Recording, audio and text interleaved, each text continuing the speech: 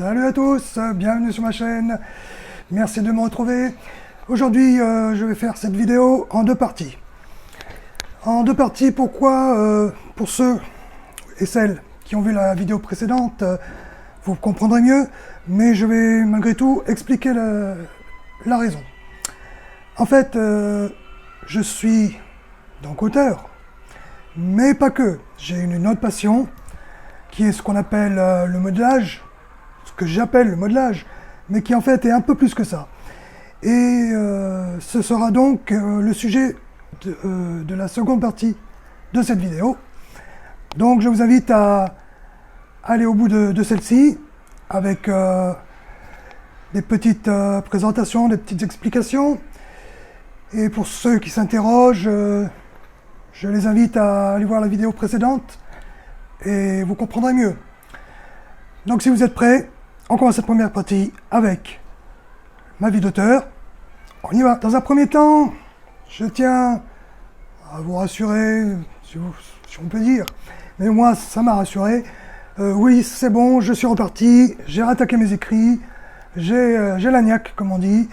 C'est parti pour un tour, je me suis bien lancé, j'ai la patate, j'espère que vous aussi. Et donc je me suis lancé dans un nouveau livre qui sera, je ne vais pas nommer ça un thriller comme le précédent, dont je vais vous reparler d'ailleurs, mais ce sera plutôt un polar sombre. Si vous le souhaitez, je vais d'ailleurs vous lire quelques lignes de ce livre que j'ai attaqué, et si vous le souhaitez pas, c'est pareil, je m'y mets quand même. Donc je vais vous sortir quelques lignes de ce livre que j'ai souhaité, commencer plus ou moins par la fin. Je vous dicte ça. Nous sommes au mois de juillet. Le ciel est sans nuages, si bleu, il fait chaud.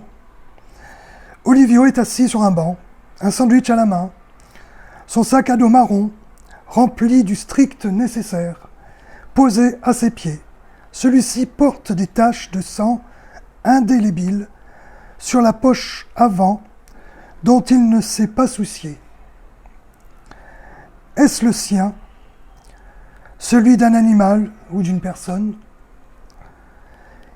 Il résidait en France, mais le voilà en ce jour sur une jolie place à Montevideo, capitale de l'Uruguay. Pays de ses ancêtres, une force indescriptible l'a poussé à se rendre ici même. Assis, croquant de temps à autre dans son casse-croûte, il regarde quelque peu méfiant, mais en même temps ébloui, les voitures, les passants et ces paysages. Tout ce qui l'entoure est plein de vie. Malgré tout, il n'est pas tranquille. Ses pensées se bousculent et ne se sent pas fier de lui. Il lui fallait quitter la France de toute urgence, après avoir mis bien du temps à réaliser qu'il était la cause de tous ces drames, toutes ces horreurs qu'il avait commises, conséquence de ses actes. Est-il une bonne personne? Il en doute. Suis-je un bourreau ou une victime? Se demande-t-il. Olivio se sait affable, empathique, calme et à l'écoute de tous et toutes. Ici, il compte se refaire une nouvelle vie, du moins c'est ce qu'il espère. Il ne connaît personne, n'a pas les connaissances approfondies de la langue, mais il est intelligent. Et la barrière de la langue ne sera pas un souci pour lui. Il parle 5 langues différentes. Mais en fait, voilà comment tout a commencé. Je m'arrête là. Je m'arrête là parce que je veux laisser un petit suspense, bien sûr. L'histoire démarre tout de suite après. Alors dites-moi ce début, par exemple, ce que vous en pensez. Donnez-moi votre opinion, positif, négatif, peu importe. C'était un petit commencement, et de toute manière, je sais que je vais faire des modifications, systématiquement, c'est le cas. Enfin, voilà pour ce qu'il en est de ce petit début de livre. J'en suis à 43 pages, si je ne me trompe pas.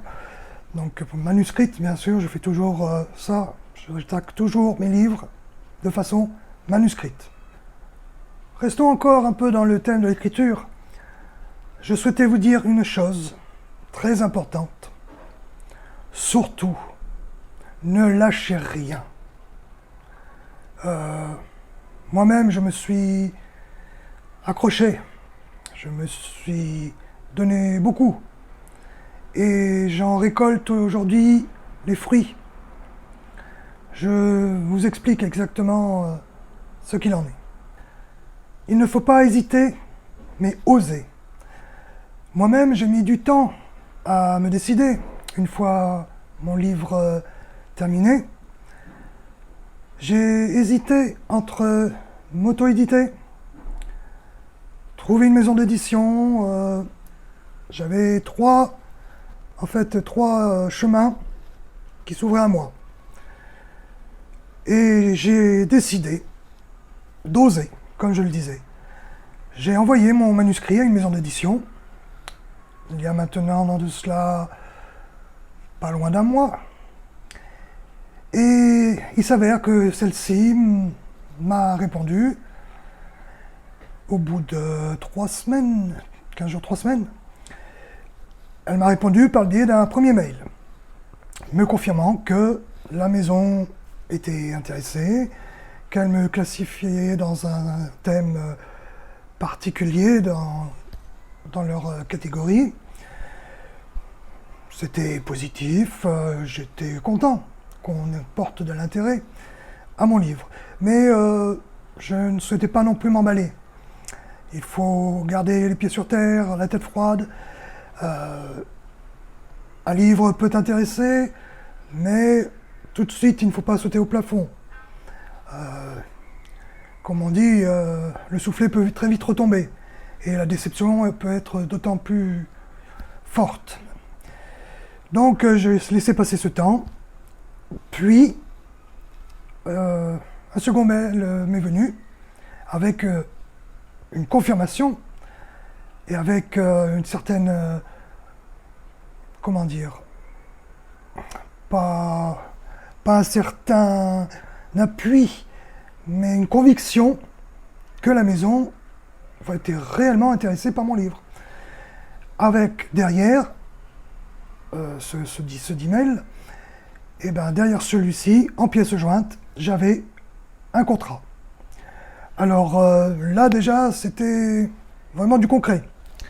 Vous voyez, j'ai le contrat sous la main, donc j'ai 16 pages à lire quand même. Et il faut vraiment tout détailler. Il ne faut pas que je loupe une seule ligne, que je m'imprègne bien de tout ce qui est écrit, que je ne néglige rien du tout, bien regarder les droits d'auteur, tout ce que propose la maison d'édition, voir ce qui peut manquer. Il faut tout calculer, bien prêter attention à ce contrat. Pour l'instant, ça m'a l'air pas mal. Je dois finir quelques pages, mais ça me semble bien ficelé. La maison a l'air sérieuse, les propositions correctes, la prise en charge plutôt bonne. J'ai eu le directeur de la maison au téléphone pas plus tard qu'hier, très sympathique, qui m'a bien expliqué les choses, ce qui était bienvenu aussi. Il a répondu à certaines questions que j'avais, sans détour, très ouvertement. Ses réponses m'ont été très satisfaisantes, donc je le sens bien. Toujours est-il que... je vais abréger, pardon, mais toujours est-il que je suis très heureux. Et si vous saviez comme ça fait du bien au moral, et à quel point ça motive. Et c'est d'ailleurs à la réception du tout premier mail que ma motivation a été encore plus forte pour rattaquer mes écrits, comme je le disais tout à l'heure. Alors surtout, croyez en vous. Oui, il faut oser. Il faut oser même. Pas Joséphine, hein. Il faut oser. Oui, allez, je sais, la blague est nulle, c'est pas grave. Mais osez absolument. N'hésitez pas, si vous avez terminé un écrit, envoyez à diverses maisons d'édition. Envoyez précisément à des maisons d'édition qui sont dans la catégorie de vos écrits. Vous n'allez pas envoyer un roman, un polar par exemple, à une maison d'édition qui fait de la jeunesse. Non, ça aussi, il faut bien le regarder, bien différencier chaque maison. Alors l'écriture est votre passion, hein, une raison de vivre, c'est peut-être un grand mot, mais c'est une vraie passion, vous avez besoin d'écrire, cela vous fait du bien, eh bien faites-le, allez au bout, n'hésitez pas, quand bien même vous n'êtes pas motivé par vos proches, peu importe, motivez-vous vous-même, croyez en vous, je me répète, mais croyez en vous, allez-y à fond, ayez les bonnes aspirations, quelque chose ne va pas, vous reviendrez dessus, mais ne lâchez rien surtout. Venons-en à présent à ma seconde passion, dans laquelle je me lance, lorsque j'ai une panne d'inspiration, un doute, comme j'ai pu déjà vous le confier. Lorsque cela arrive, je me lance donc dans cette seconde passion. Je vous la présente, c'est la seconde partie. Alors voilà pour la seconde partie. Qui dit seconde partie dit changement de décor. Donc pour les retardataires, je fais donc divers modèles à base d'une pâte plâtre. Pour les retardataires, donc je disais, je vous représente un peu tout ce matériel que j'utilise, du matériel très basique, très simple. Je n'ai pas de matériel spécifique, de moule ou quoi que ce soit. Je fais vraiment tout avec mes mains, pas avec les pieds. Je fais tout à la main, donc je m'inspire simplement de photos, d'images. Et d'après ces photos, ces images, j'essaie de reproduire des personnages. Donc je fais des bibelots, des choses utilitaires aussi, des porte-stylos. J'ai fait, on m'avait demandé une fois, pour un bébé, une chaussure pour y mettre les dents de lait, avec le petit couvercle dessus. C'était pour une petite fille, Perlina, je me rappelle très bien. Une petite chaussure rose avec son petit prénom. Bon, ils avaient été ravis. C'était la première fois que je faisais ça. Et bon, j'étais pas mécontent de moi. Je suis pas rodin non plus, mais je me débrouille et c'était très sympathique. Pour en revenir à mon matériel, donc, j'ai voilà le scalpel, un petit scalpel, des genres de ciseaux à bois qui me servent beaucoup en petit format évidemment. J'ai crayon qui me sert à surligner certaines choses, un petit ciseau. Alors j'ai une lime à ongles, ça peut paraître bizarre, mais la lime à ongles, c'est pour limer une fois que ma pâte est sèche, mon matériel est sec. C'est fait pour limer les petits détails que j'ai pu faire. Là où les gros détails, par contre, le gros de la pièce, je le fais avec du papier de verre. Et j'utilise ces petites choses en bois là, qui sont en fait je sais pas trop comment on appelle ça, ce sont des bâtons qui servent logiquement pour la manucure, mais qui qui pour moi sont très très utiles. Ça me dépanne vraiment bien ce genre de choses. Voilà, j'utilise même, je vais juste qu'à utiliser les cure-dents, les coquetiers, j'utilise vraiment tout ce qui me tombe sous la main pour travailler au mieux lorsque je suis dans mes confections. Évidemment, il y a aussi la peinture, le vernis, une fois que tout est fini et tout est nickel. Donc, comme ça ne bouge pas, c'est impeccable. Les pinceaux qui vont avec. Et j'ai trouvé aussi un petit système, ça m'a fait replonger dans mes années 80. C'est que j'ai retrouvé des personnages, pour ceux qui connaissent, des petits personnages comme ça, des petits personnages G.I. Joe. Ceux qui sont de ma génération comprendront, reconnaîtront. Et ben, figurez-vous qu'avec ce genre de petits bonhommes, et ben, je fais de la customisation. Je les customise et ça me permet de faire d'autres personnages. Par exemple, si vous prenez, voilà, j'ai fait, je l'ai montré l'autre jour, je le remontrerai aujourd'hui, j'ai fait le personnage de Scream. Et ben, c'est un bonhomme G.I. Joe que j'ai customisé, tout simplement. Donc après, il m'a fallu faire mon plâtre, faire les moulures et tout. J'avais la base, si vous voulez, la base de la physionomie, du squelette, qu'après j'ai dû faire à ma façon, mais réhabiller, transformer tel que je le souhaitais. J'avais montré aussi, mais c'est toujours pareil, c'est pour les retardataires que je montre à nouveau. J'avais fait notre fameux Homer Simpson. Et tout dernièrement, j'ai fait une chose qui a bien plu à mon épouse et qui se l'est gardée. J'ai fait Pierrot. Voilà, Pierrot sur sa lune. Avec son mot. J'ai plus qu'à lui faire sa plume. Pierrot qui n'a pas de plume. Enfin bon, voilà pour ce qui est des petites présentations. Alors, je vais vous épargner de voir ma bobine plus longtemps. Et je vais axer la caméra sur le travail. Voilà, donc je vous épargne ma bobine. Et j'ai donc récupéré ma pâte, qui ressemble un tant soit peu à de la pâte à modeler. Il faut que je l'humidifie, comme pour les personnes qui font diverses œuvres d'art, plâtre ou que sais-je d'autre. Elle a besoin d'être humidifiée un peu.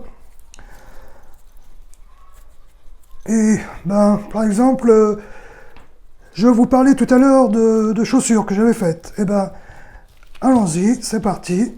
On va s'attaquer, on va essayer d'en faire une là, en direct. Hop. Alors, au début, c'est sûr que ça ressemble pas à grand chose. Je vous garantis pas que là, d'ailleurs, ce sera le cas, d'ailleurs, parce que je crois que je n'ai pas pris assez de pâte. Mais c'est pour vous faire un petit aperçu. Alors, il me faut creuser un petit peu. Alors, je prends ce qui me vient sous la main. Voilà. Donc, je creuse. Si je veux faire donc cette chaussure, par exemple, si je veux faire cette chaussure, il me faut creuser. Si je veux par la suite qu'on puisse mettre les petites dents de lait, les petits bouts de chou. Alors on humidifie, toujours humidifié car ça peut sécher plus ou moins rapidement. Hop.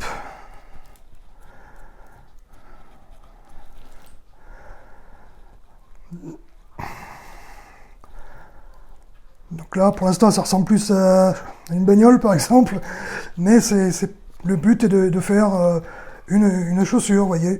Donc je fais vraiment avec mes doigts.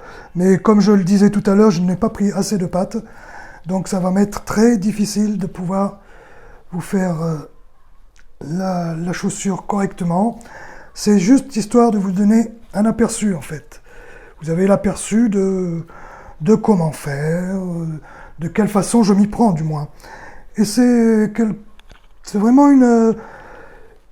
une occupation, une passion qui me fait beaucoup de bien. Qui me fait beaucoup de bien.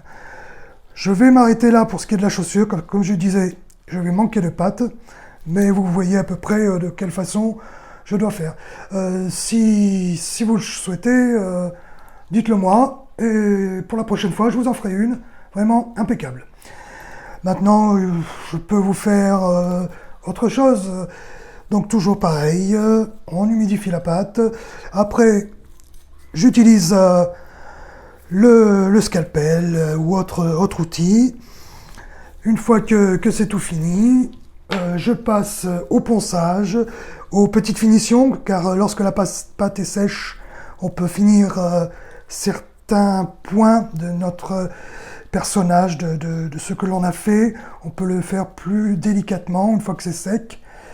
On peut rentrer plus facilement dans certains détails. Là, je suis parti pour vous faire... qu'est-ce qu'on va vous faire? C'est pour vous donner toujours pareil, un aperçu. Et après, je vous fais échapper. Vous pourrez vaquer à vos occupations si cette vidéo ne vous aura pas passionné, ce que je peux comprendre tout à fait. Alors, allons-y pour, on va dire, si on faisait un aperçu, si on partait pour faire, hop, on va essayer de faire par exemple, hop, hop, hop. Donc là, vous voyez le personnage de dos, c'est sûr. Enfin, la figurine, du moins, vous la voyez de dos, évidemment. Alors, c'est vrai que c'est quelque chose d'assez salissant, il faut le reconnaître. D'où le fait d'avoir changé de pièce. Je ne comptais pas salir mon bureau en faisant ce que je fais là. Moi qui suis en plus quelque peu maniaque, et ceux qui le sont me comprendront. Hop. Alors, pour tout vous dire, là, je suis parti pour vous faire un chat. Du moins, une tête de chat. Donc pareil, que je peux façonner comme je le souhaite. Hop. Alors là, puis je vous fais ça sans modèle, sans rien. Donc j'y vais un petit peu à l'instinct, on va dire, hein, de tête. Hop.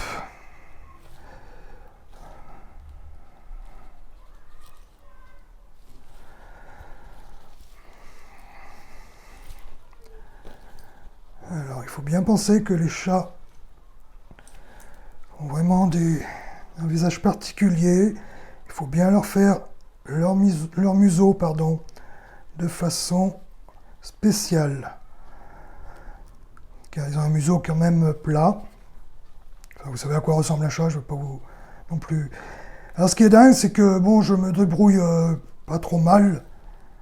Je me fais plaisir en tout cas à faire mes personnages et divers objets. Alors, je me débrouille pas trop mal pour ce qui est de ça, mais alors, ce qui est ironique, c'est que je suis nul en dessin. Alors, je suis vraiment nul en dessin, mais par contre, je me débrouille assez bien pour ce qui est de faire tout ce genre de choses.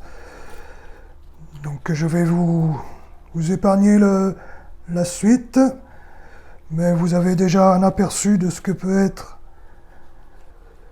mon chat, que je vous fais vraiment à la va-vite. Hein. En plus, là, je ne prends pas de temps, je fais ça très rapidement. Maintenant, c'est un truc que vous pouvez faire à vos enfants, hein, avec de la pâte à modeler.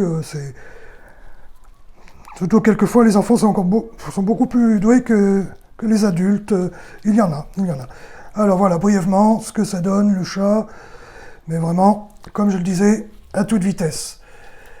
Voilà à quoi ressemble mon chat à toute vitesse.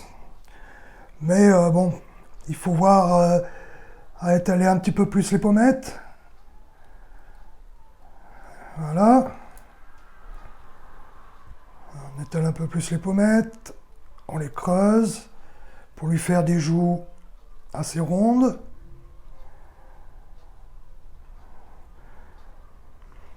Et bien affiner le visage.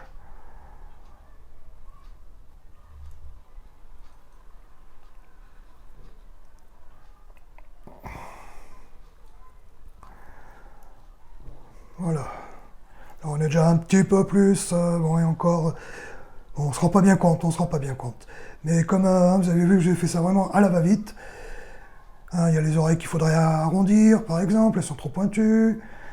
Hop, enfin, hein, voilà. Bon, on va abréger cette vidéo, je vais arrêter de vous faire souffrir. Mais bon, vous voyez que je fais tout à la main. C'était histoire de vous présenter surtout ma seconde petite passion, mon second hobby. Voilà qui est fait. En espérant ne pas vous avoir saoulé. C'est ce que je souhaite en toute priorité. Oui, j'avais dit dans la vidéo précédente que je me mettrais à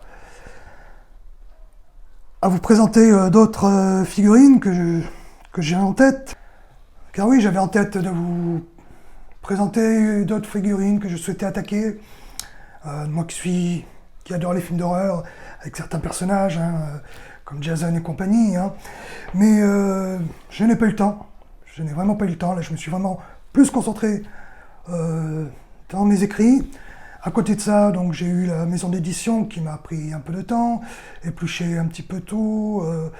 J'ai navigué à droite à gauche, je me suis beaucoup posé de questions. Et puis on a tous des aléas dans la vie, on a tous des choses à faire. Donc je me suis beaucoup moins concentré sur mes travaux manuels. Mais je reviendrai dessus si vous le souhaitez, et de façon plus longue, plus précise, plus aboutie, avec des projets plus aboutis, des personnages plus aboutis. Mais bon, c'était une petite envie que j'avais de vous présenter cela. Donc je reconnais, ma petite séance de modelage était... Allez, je vais le dire, elle était un peu pourrie. Mais comme vous avez vu, hein, j'ai essayé de vous faire un truc en 2 temps, 3 mouvements, comme ça, rapidement.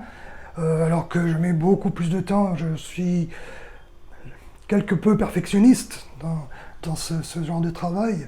Donc je ne pouvais pas faire beaucoup mieux, ou alors la vidéo aurait duré 2 heures, facile. Donc je ne pouvais pas m'étaler à trop vous agacer non plus, c'était juste histoire de vous montrer. Donc pardonnez cette figurine de chat un peu pourrie, c'était un exemple. Voilà, je ne vous saoule plus avec mes petits travaux, ma seconde passion. La vidéo est finie, on en est à son thème. J'espère ne pas vous avoir trop saoulé, surtout sur la fin. Que si cela peut vous inspirer, c'est tout aussi bien. Je vous remercie de m'avoir suivi, d'avoir eu cette patience. Je vous souhaite de vous poser les bonnes questions ou de ne pas trop vous en poser afin de vous lancer. N'hésitez pas. Je n'y croyais pas beaucoup, on va dire. J'y croyais plus ou moins à ce qui est une petite réussite. Même si cela n'aboutissait pas, de toute façon, je ne serai pas le futur Stephen King, hélas, ou qui sais-je. Mais c'est toujours une petite reconnaissance qui fait du bien, qui prouve que notre travail n'est pas nul, qu'on ne fait pas tous nos écrits pour rien, qu'on ne vide pas toutes nos pensées sur papier ou sur ordinateur sans raison, sans but, même si le plaisir est prime à tout. C'est sympathique d'avoir une petite reconnaissance de la part de maisons d'édition ou autres. Cela permet de booster.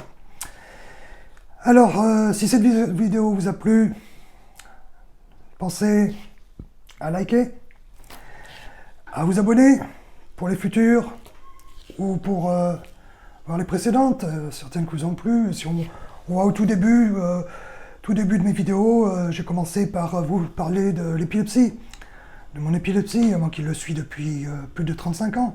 J'ai commencé par ces vidéos-là, un sujet que je tenais à partager avec tous et toutes, épileptiques et non épileptiques, vous partagez ma vie d'épileptique. Donc si vous voulez commencer par ces premières vidéos, allez-y. Ensuite, j'ai bifurqué sur ma vie d'auteur, ma petite vie d'auteur en toute simplicité, mes petits trucs à moi, mes petits partages. Et puis là, ben voilà qu'on atterrit maintenant dans ces modèles. Quoi qu'il en soit, un commentaire, allez-y, balancez-le, je répondrai. Donnez votre avis, vos opinions, le positif, le négatif. Je prends tout, tout est bon à prendre. On échange, on partage. Prenez soin de vous. À très bientôt. Ciao, ciao.